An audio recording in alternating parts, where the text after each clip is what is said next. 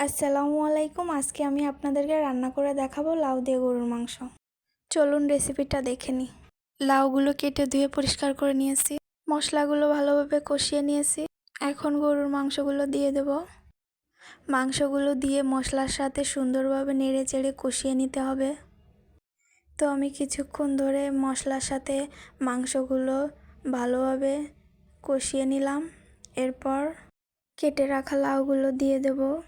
তো আমি কেটে রাখা লাউগুলো দিয়ে দিলাম। লাউগুলো দেওয়া হয়ে গেলে এখন আস্তে আস্তে মশলার সাথে লাউগুলো কষিয়ে নিতে হবে। তো আমি কিছুক্ষণ ধরে নেড়ে চেড়ে লাউগুলো কষিয়ে নেবো। এখানে এক্সট্রা কোনো পানি দেওয়া লাগবে না। লাউ থেকে যে পানি বের হয়েছে দেখেন, এই পানিতেই কষানো হয়ে যাবে।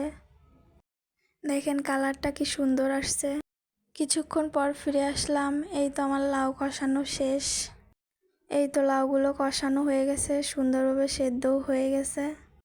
এখন ঝোলের জন্য পরিমাণ মতন গরম পানি দিয়ে দেব। এখন কিছুক্ষণ নেড়ে চেড়ে ঝোল গাঢ় হয়ে আসলেই তরকারিটা নামিয়ে নেব। এই তো রেডি হয়ে গেছে মজাদার তরকারি। সবাই ভালো থাকবেন। আল্লাহ হাফেজ।